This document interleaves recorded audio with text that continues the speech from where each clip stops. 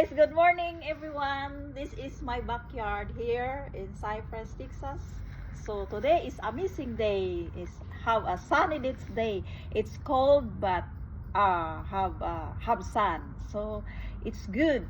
The weather is good and the cold is good. But I don't like cold. So today is December 11, 2025. So I will show you my backyard, guys. This is my backyard here. So you look this one. So have sun today. So our grass need to cut because it's already, see, it's already need to cut because it's already long. So this is our backyard. It's sunny day today. So this is it. Then we're going back to see my bougainvillea, my flowers. This is my flowers. Orange color bougainvillea. Yeah.